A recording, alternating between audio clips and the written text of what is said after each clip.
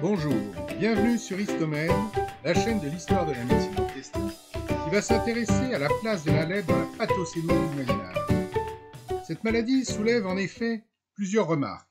Cette maladie endémique, c'est-à-dire permanente, était aussi appelée mal arabe, car elle apparut surtout après les croisades, à l'exemple de Baudouin IV, roi de Jérusalem, le plus célèbre lépreux de l'histoire. Mais la lèpre, que Michelet qualifia lui-même de plus hideux héritage des croisades, existait bien avant en Europe, probablement d'ailleurs depuis les conquêtes romaines, et depuis fort longtemps dans d'autres parties du globe. Comme pour toute maladie antique, on dispose de trois sources: les textes anciens, la paléopathologie et l'iconographie. Mais, comme nous l'avons dit dans nos premières vidéos, celle-ci est peu intéressante dans le cas des maladies en général et de la lèpre en particulier, car les canons de la figuration humaine sont en général idéalisés ou conventionnels.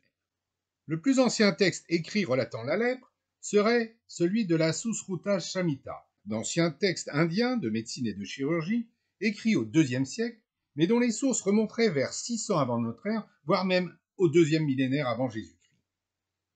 S'il n'est pas facile d'y distinguer la lèpre d'autres affections cutanées très répandues à l'époque, les plus anciennes preuves ostéologiques remontent à cette région, à l'exemple de ce crâne découvert dans la vallée de l'Indus et daté de 2000 ans.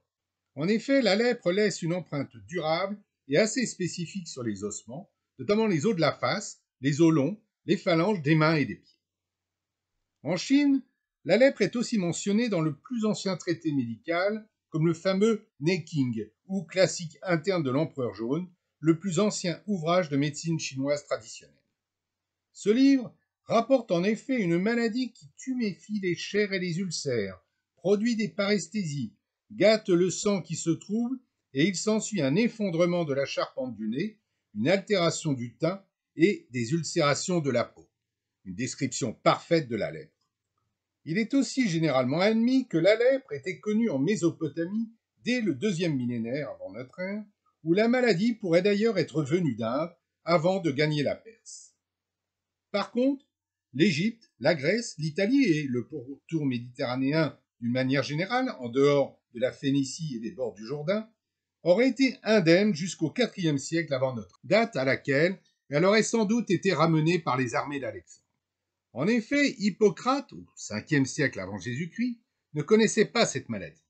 Le terme lépra, emprunté au grec ancien lépis, écaille, du verbe lépen, peler, écorcher, utilisé dans les écrits hippocratiques, qui datent donc du IVe siècle avant Jésus-Christ, désignait en fait une éruption cutanée, sans doute différente de la lèpre, car cette maladie est quand même suffisamment spécifique pour penser qu'elle n'aurait pas pu échapper à la sagacité clinique des médecins hippocratiques.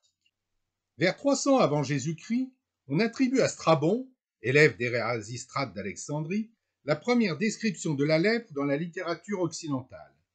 Il s'agissait pour lui d'une maladie nouvelle qu'il nomma cacochimée et que certains autres médecins, selon Gromec, appelèrent à son début léontiasis, parce que les malades prennent une mauvaise odeur, que leurs joues se relâchent, que leurs lèvres s'épaississent, que leurs sourcils se gonflent et que leurs pommettes rougissent. Aujourd'hui, on garde ce terme de léontiasis pour des déformations du visage par hypertrophie osseuse des os de la face, en particulier des maxillaires supérieurs, dans un contexte de dysplasie osseuse ou de maladie de Paget. Cette petite digression pour bien montrer la difficulté de nommer les maladies anciennes. Les symptômes, écrivit Straton, consistent en bosselures livides et noires, ressemblant surtout à des ecchymoses. Les unes siègent sur la face, d'autres au bras, d'autres encore aux jambes. Il s'en développe beaucoup aussi au dos, à la poitrine et au ventre. D'abord, ces bosselures ne sont pas ulcérées. Plus tard, elles s'ulcèrent aussi de la manière la plus hideuse. Puis, ces ulcérations sont accompagnées d'une tuméfaction des lèvres et d'une pourriture tellement profonde que, chez quelques-uns, les extrémités des doigts tombent et que les ulcères ne parviennent jamais à se cicatriser. La lèpre est ensuite évoquée dans la Bible, à l'exemple de Lazare, dont les pustules furent léchées par des chiens, comme le montre ce bas-relief sur le portail de l'abbatiale de Moissac, ou alors ce vitrail de la cathédrale de Bourges. Sans oublier, bien sûr, l'épisode de la guérison des 10 lépreux par Jésus. À cette époque, on peut aussi citer l'empereur Vespasien, qui en fut lui-même atteint, et comme le montre cette tapisserie conservé à Reims, le représentant atteint de la lèpre. Au 1er siècle après Jésus-Christ, Arrêté de Cappadoce décrivit la peur légitime que la vue des lépreux inspirait aux gens du commun, annonçant les mesures d'exclusion qui allaient être mises en place en Europe, où les légions de Pompée firent pénétrer la maladie au début de l'ère chrétienne, se répandant subrepticement dans tout l'Empire romain d'Occident, vers le nord en Angleterre, les pays scandinaves, puis l'Islande par des règles des Vikings, des pays baltes, elle se propagea en Russie. Les invasions musulmanes contribuèrent aussi à répandre la lèpre dans le Maghreb, en Afrique de l'Ouest et en Espagne. Mais là aussi, avec des problèmes de terminologie, comme ce fut le cas avec le léontiasis que nous avons déjà évoqué. En effet, les termes de satyriasis puis d'éléphantiasis apparurent au 1er siècle avant notre ère dans une traduction latine de Lucrèce qui décrivit une étrange maladie limitée aux rives du Nil. Ce terme, aujourd'hui réservé à la filariose, était donc synonyme de lèpre vers le IVe siècle. Après la chute de l'Empire romain, la lèpre devint d'autant plus fréquente que les conditions de vie des populations durant le Haut Moyen Âge se dégradèrent et les mouvements de population s'accrurent. Les régions d'endémie de lèpre étaient en effet associées aux invasions barbares et aux activités militaires et commerciales. Il est également indiscutable que la prévalence de la lèpre, rare en Europe dans la période romaine, a fortement augmenté au Moyen Âge, notamment avec les pèlerinages, puis surtout au moment des premières croisades.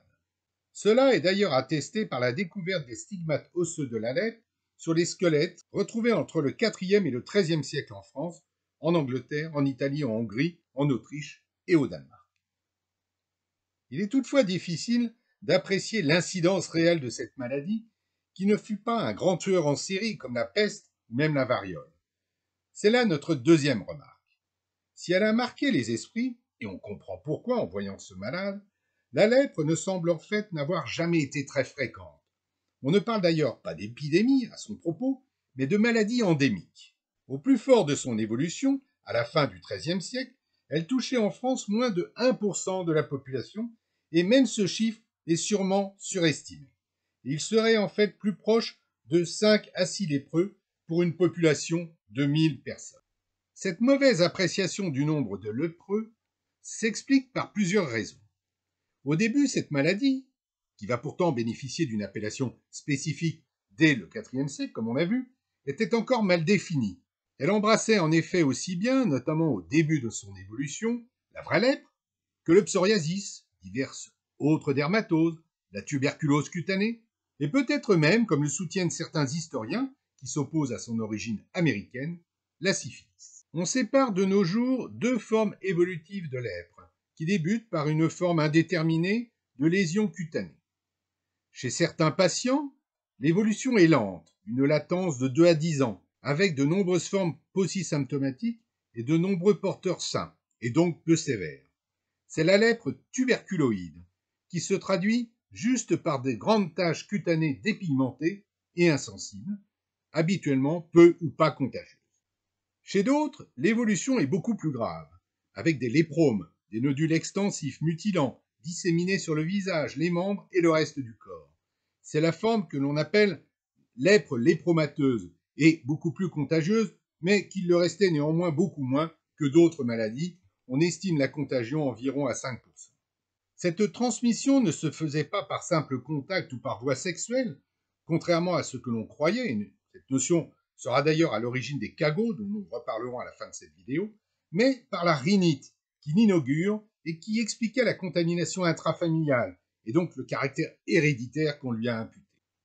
On sait aujourd'hui que le bacille responsable de la lèpre est Mycobacterium leprae, de la même famille que la tuberculose, donc un bacille acido-alcoolo-résistant, dont il serait d'ailleurs un lointain cousin.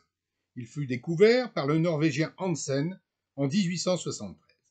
Autre raison de la difficulté de connaître l'incidence réelle de cette maladie, c'est sa surreprésentation dans l'imagerie, et notamment religieuse, avec l'épisode de la guérison des lépreux par Jésus, comme sur cette gravure, ou comme sur cette illustration d'un codex, mais aussi le classique baiser aux lépreux de Saint-Martin, ici sur un manuscrit, conservé à Tours, là sur un vitrail de la cathédrale de Chartres. Sans oublier l'épisode de Lazare que nous avons déjà évoqué et que l'on retrouve sur cette miniature ou sur cette toile récente du peintre russe Bronikov.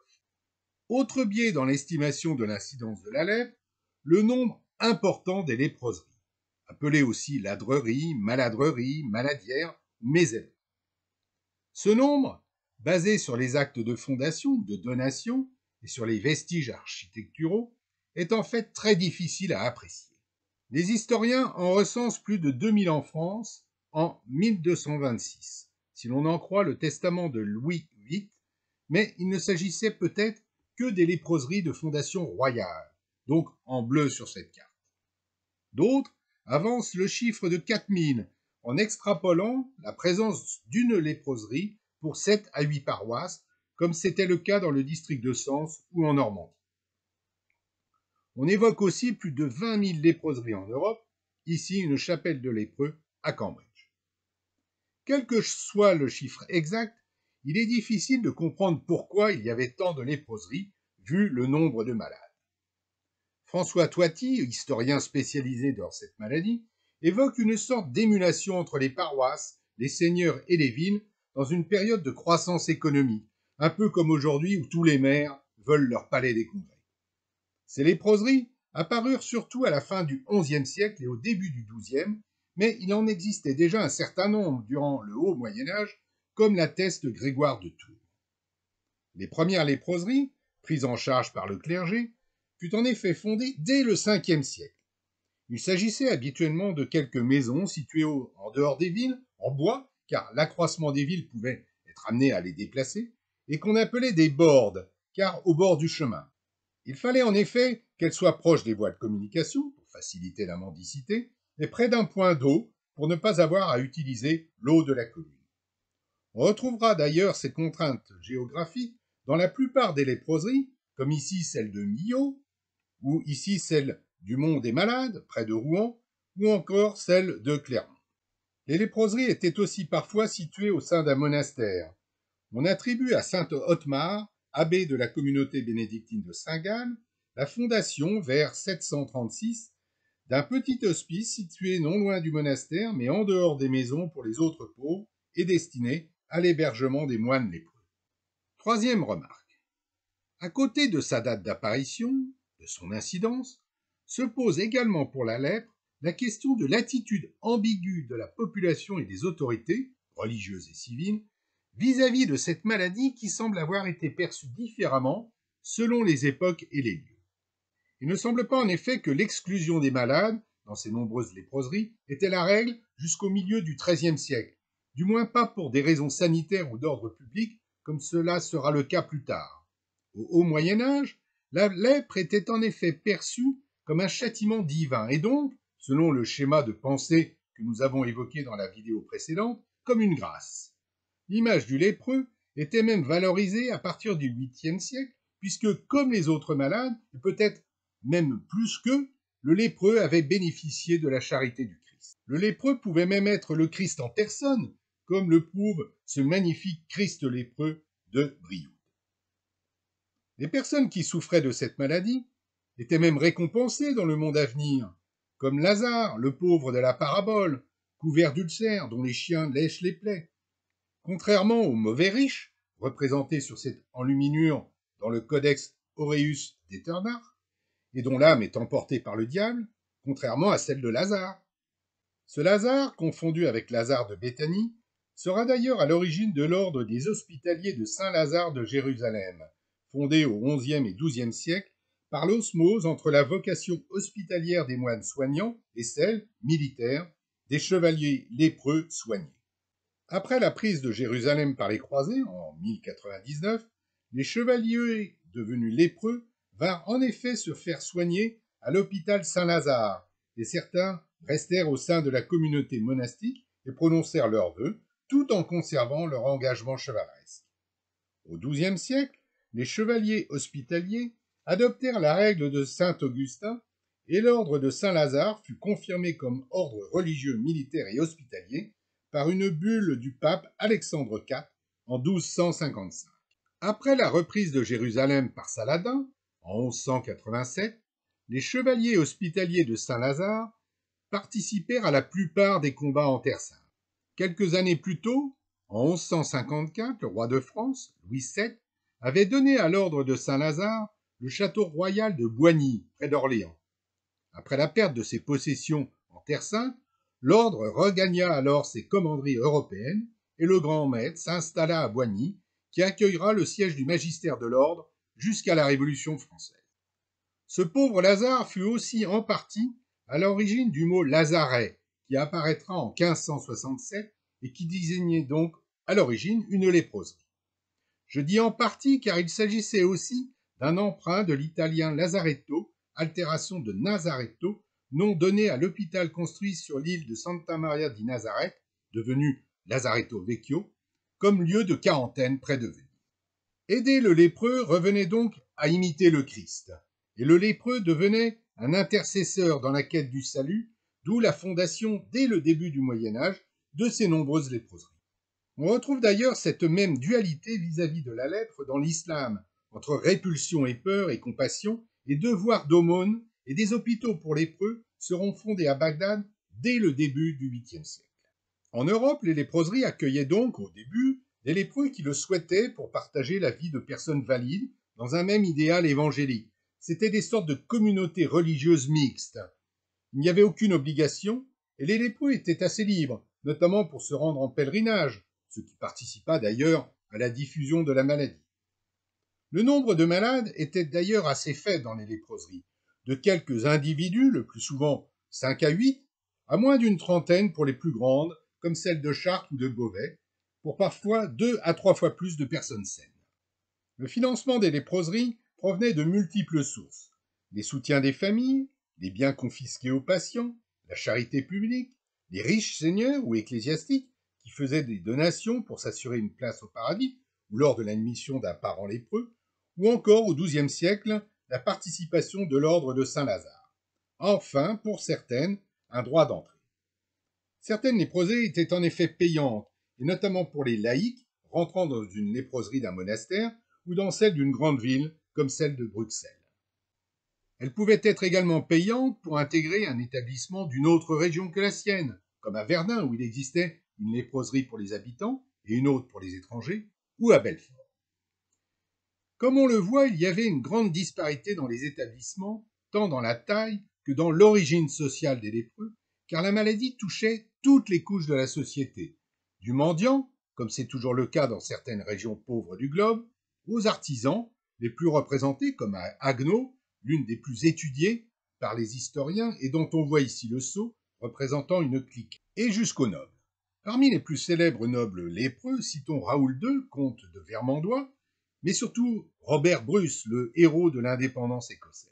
Diversité des léproseries, d'où une importante différence dans le mode de vie des malades, tant en ce qui concernait la nourriture que les soins ou le mobilier, que dans l'organisation interne avec, pour les grandes léproseries, un maître, ou un commandeur des lépreux, élu ou nommé sur l'ancienneté, et qui gérait l'établissement ainsi que les rapports avec les autorités civiles, féodales ou ecclésiastiques. La plupart des léproseries étaient mixtes, mais parfois réservées à un seul sexe, et les règles de confinement n'empêchaient pas les visites de manière très stricte. Ces premières maladreries n'étaient donc pas des hôpitaux, où l'on prodiguait des soins à des patients incurables, ni des prisons inexpugnables, mais plutôt des maisons de rassemblement qui fixaient un abcès social et qui obéissaient à des règles monastiques, en général celles de Saint-Augustin. Pour Michel Foucault, les léproseries associaient l'exclusion sociale et la réintégration spirituelle. Dans la léproserie, la religion régissait la vie des lépreux, comme dans un couvent. Ils se devaient d'assister aux différents offices de la journée, de prier au moment des repas, de participer à des rites religieux tels que le lavement des pieds le jeudi saint. Parmi les règles monastiques à suivre, citons la chasteté, le silence, la pauvreté, la confession, 4 confessions par an contre une seule pour les non-lépreux, avec parfois, paraît-il, des systèmes acoustiques astucieux permettant aux prêtres d'écouter le prêcheur à distance pour éviter la contagion, à l'exemple de la salle dite de l'écho de l'abbaye de la Chaise-Dieu. Cela, en fait, est une légende car cette salle date du XVIIe siècle, à une époque où la lèpre avait pratiquement disparu. Ces confessions, la prière, les messes et la pénitence faisaient de plus office de traitement pour les malades, car il n'y avait bien sûr aucune thérapeutique efficace. Les lépreux se faisaient bien saigner régulièrement en espérant assainir leur sang et ralentir ainsi l'évolution de la maladie, selon la théorie des humeurs. Ils prenaient également parfois des bains. On trouve aussi la mention de ventouses et, selon la théorie des signatures, à cause des taches blanches de ces feuilles évoquant les alvéoles pulmonaires, l'utilisation de la pulmonaire contre la toux, les bronchites, les maux de gorge. On utilisait aussi parfois des onguents que l'on étalait sur les plaies. Et parfois, les traitements étaient encore plus originaux, comme d'enduire les plaies avec un broyat de vipère ou faire manger des poules nourries exclusivement de grenouilles. On s'en doute, ces traitements devaient être peu efficaces. La durée de vie ne dépassait d'ailleurs pas 5 ans, avec toutefois des exceptions célèbres, comme un malade qui serait resté 22 ans à Haguenau.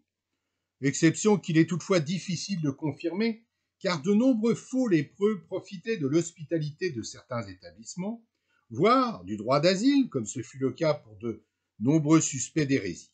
Sans compter que certaines léproseries accueillaient aussi d'autres malades dont l'affection avait également été guérie par le Christ, comme les aveugles.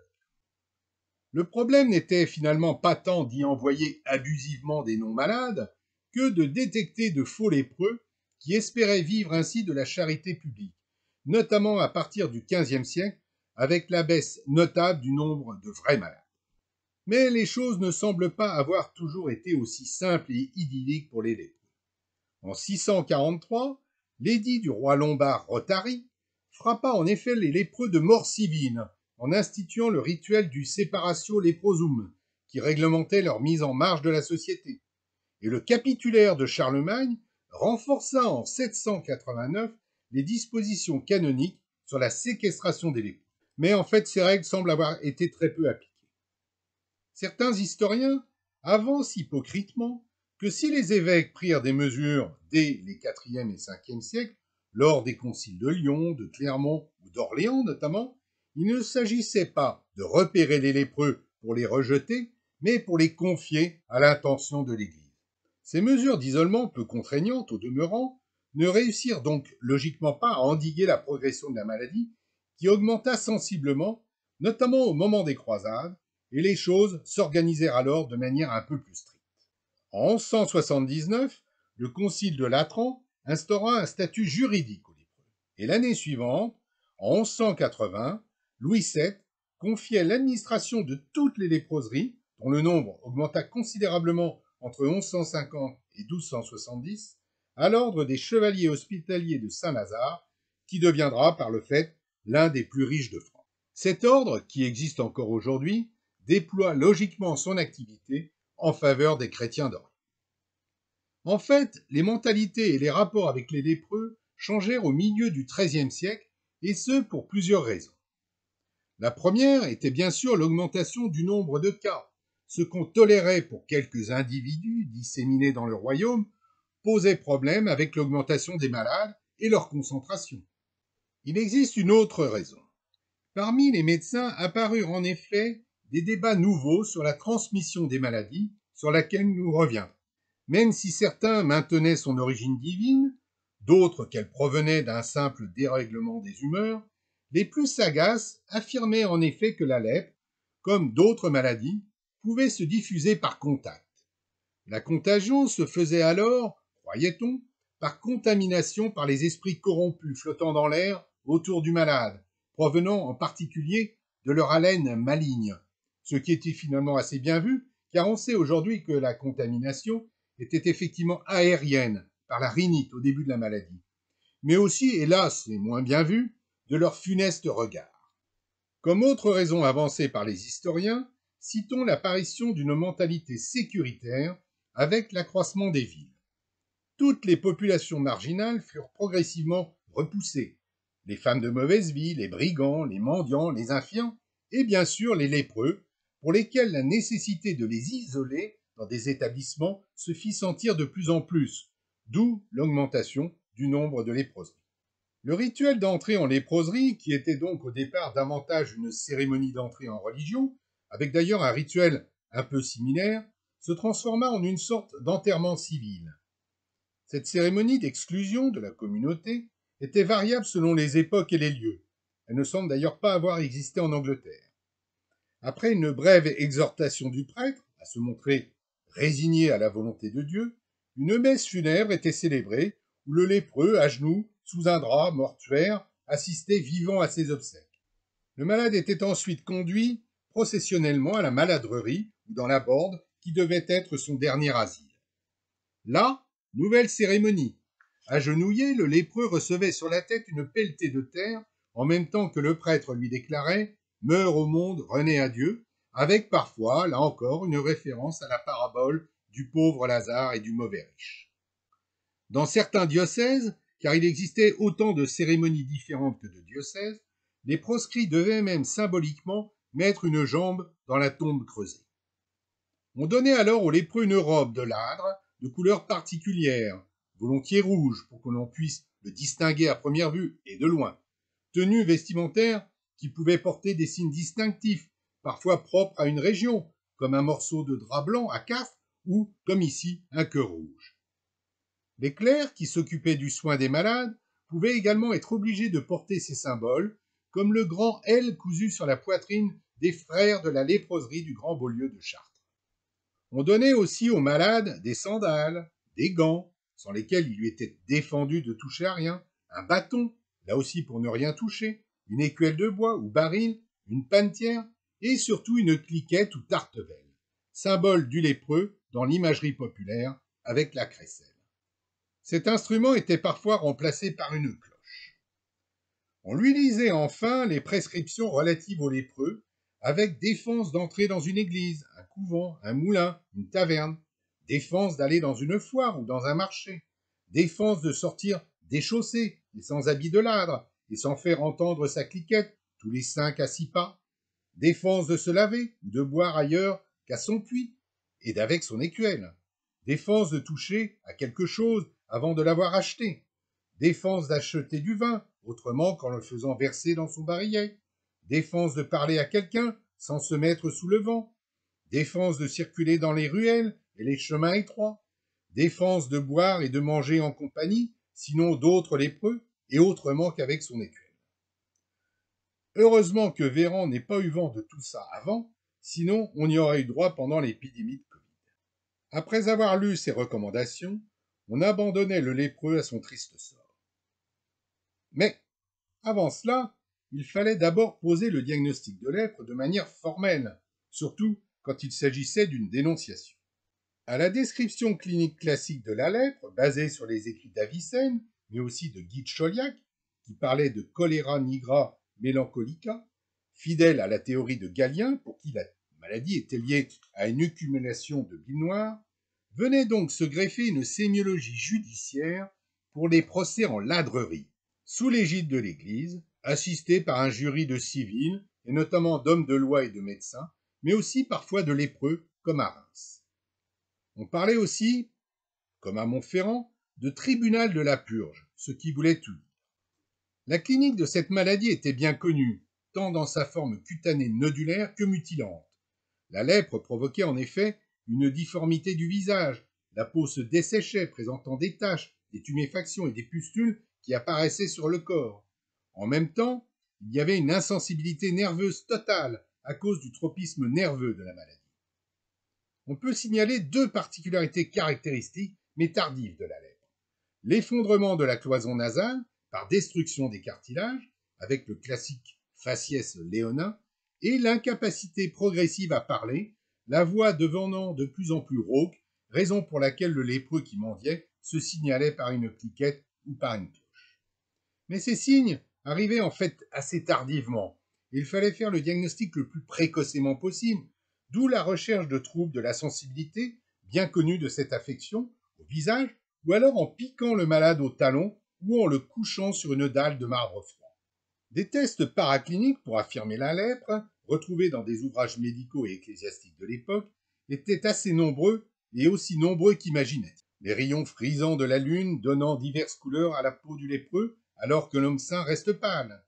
Si on répand des cendres de plomb brûlées sur l'urine d'un lépreux, elle surnage, alors qu'elle coule chez l'homme sain. Battu à l'eau de certaines sources, le sang des malades coagule, pas celui des bien portants. Malgré le caractère ésotérique de ces opérations, cela devait pas mal marcher, car l'examen paléopathologique des ossements retrouvés dans les anciens cimetières de lépreux, car l'ostracisme envers les lépreux ne cessait pas avec la mort, ils étaient enterrés dans des cimetières particuliers, à côté des léproseries, confirme le diagnostic de lèpre dans un assez grand nombre, autour de 80%, ce qui témoigne que ces techniques diagnostiques n'étaient finalement pas si mauvaises. Les biens des lépreux, captés tout ou partie lors de son entrée, revenaient normalement à la léproserie à la mort du malade, et cela fut d'ailleurs à l'origine de nombreux procès des héritiers, d'autant que le lépreux étant mort si vitement, son mariage pouvait être rompu, même si cette disposition ne durera pas. Ces vêtements revenaient par contre aux autres malades de l'établissement, car il était bien sûr interdit de les vendre sur les marchés, selon le principe de contagion possible. Si beaucoup de maladreries étaient dotées de façon à fournir aux hospitalisés la nourriture et même quelques soins, si quelques-unes d'entre elles étaient même en quelque sorte des établissements aristocratiques réservés à qui pouvait y payer son séjour, la plupart des malades vivaient dans la misère.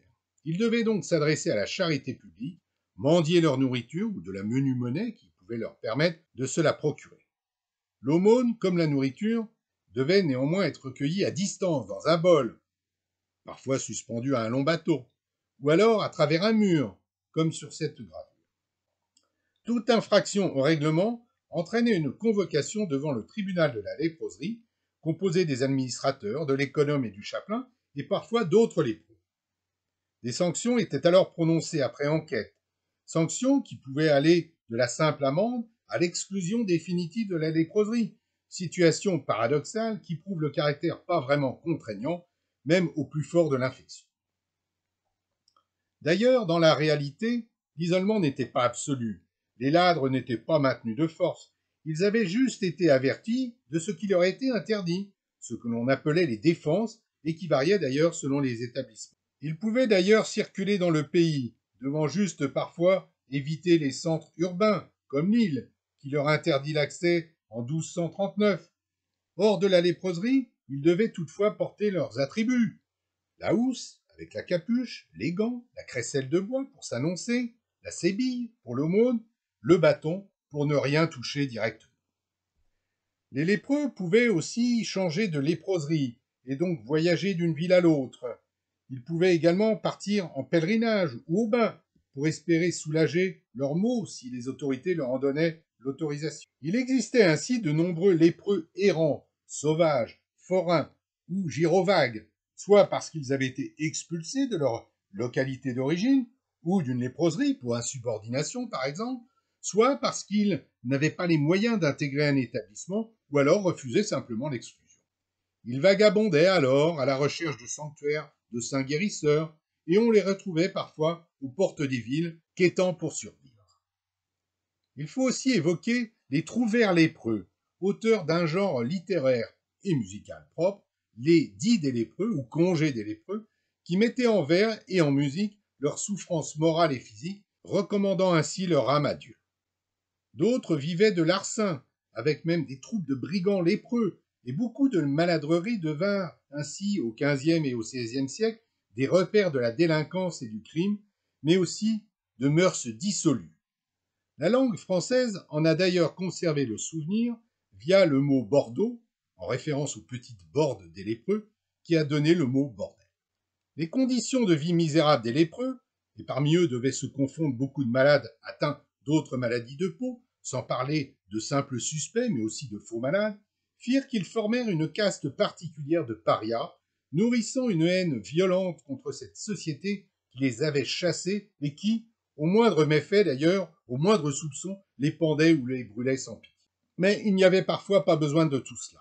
Ainsi, en 1321, des lépreux furent accusés d'avoir empoisonné des puits, donnant lieu à de nombreuses persécutions, au départ dans le sud-ouest de la France, mais qui s'étendirent au reste du royaume et à l'Aragon.